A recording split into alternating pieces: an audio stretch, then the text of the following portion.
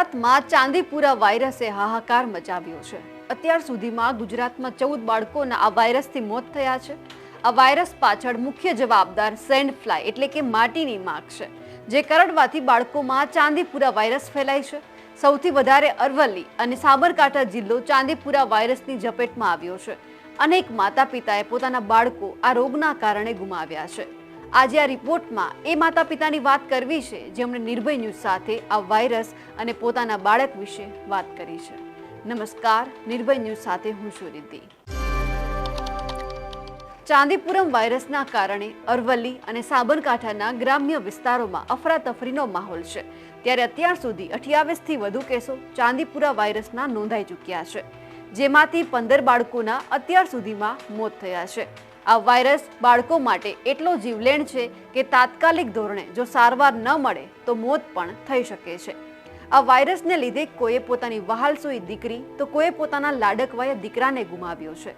આ ચાંદીપુરા વાયરસના હાહાકાર વચ્ચે અરવલ્લીના ભિલોડા તાલુકાના મોટા કંથારિયા ગામે પણ ચાંદીપુરા વાયરસના 2 પોઝિટિવ કેસ સામે આવી ચૂક્યા છે।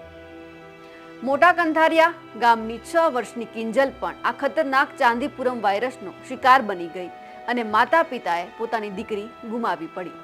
કિંજલના માતા પિતા અંતરિયાળ વિસ્તારમાં રહે છે।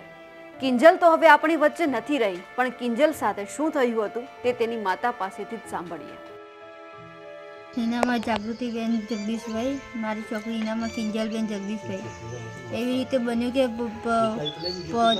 તાવ આવ્યો, તાવ પછી આવ્યો પછી કે મગજનું માથું ચડી ગયું, મગજનું માથું પછી મેઠે કરી દાબી પછી કે પછી ટાટ સળગી જાય, ટાટ સળગી પછી ગોદડે કરીને દાટી પછી કટકટે પછી કે 4-5 વાગ્યા જેવા ઝાડાનું ઉલટી થઈ ગયું।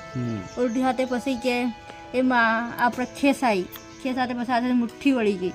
પછી ગયા તો અહીંયા ગમે ડૉક્ટર દવા ન કરી, પછી કે પછી લઈને જતા રહ્યા શામળાજી સિવિલમાં પાછા 108 પર કરીને આપણે હિંમતનગર સિવિલમાં મૂકી દીધી। મારા સસરા અને પપ્પા બે લઈ ગયા। પછી આરોગ્ય વિભાગની ટીમ આવી હતી? આરોગ્ય ટીમ હા આવી હતી, હમણાં સાથે આવી હતી, તો બધે આખે દવા બવા છાંટી। આ છે કિંજલના પિતા જગદીશભાઈ, જેમણે પોતાની વહાલસોઈ દીકરી ગુમાવી છે।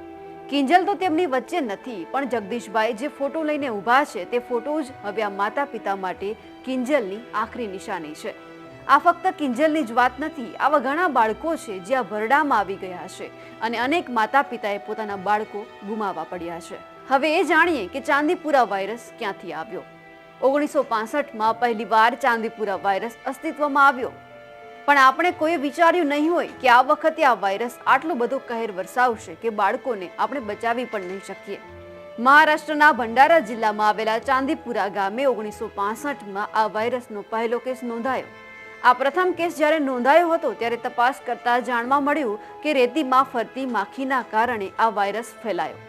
આ વાયરસ શું છે, તેના ફેલાવાનું કારણ શું છે અને આ વાયરસથી કઈ રીતે બચી શકાય છે તે જાણીએ ડોક્ટર ચેતન ત્રિવેદી પાસેથી। પણ આ ચાંદીપુરા વાયરસ જે એવો છે કે જે નવો વાયરસ નથી, કદાચ 2003-4 કે થી છે। ઘણા બધા નાના નાના આવા આઉટબ્રેક્સ આપણે જોયા છે। ઇનિશિયલી કદાચ આપણને ખબર, સૌથી પહેલા 1965માં એક ચાંદીપુરા વિલેજ હતું મહારાષ્ટ્રમાં, ત્યાં આગળ જ્યારે કેસ જોવા મળ્યો, 2 સેમ્પલ લીધા અને એમાં ડાયગ્નોસિસમાં ખબર પડી કે આ ચાંદીપુરા વાયરસ છે।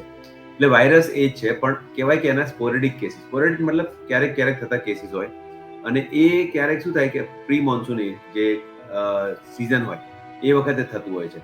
અને એના માટે જે વેક્ટર કહેવાય કે જે વાહક છે, જે વાયરસને લઈ જઈને આપણા શરીરમાં નાખે છે, એક સેન્ડ ફ્લાય છે, એ સ્પેસિફિક નામ વાળી સેન્ડ ફ્લાય છે।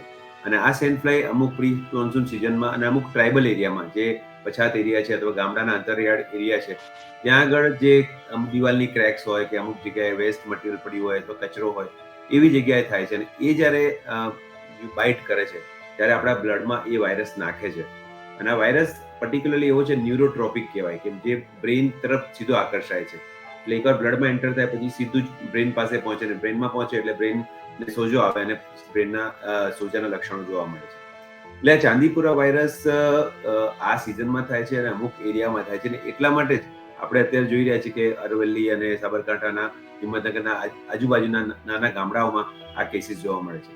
આ કેસીસના મુખ્યત્વે લક્ષણ જોઈએ તો એક અમે લોકો એક્યુટ એન્કેફેલાઇટિસ સિન્ડ્રોમ એક બ્રોડ અમ્બ્રેલા ટર્મ છે કે જે બાળકને એકદમ જ તાવ આવે અને એની સાથે કાં એને ખેંચ આવે કાં તો એનું ઓલ્ટર્ડ સેન્સરી, મતલબ કે થોડું બેભાન થાય અથવા થોડું શાન ભાન ગુમાવે અથવા બંને વસ્તુ હોય, એને આપણે AES કહેવાય.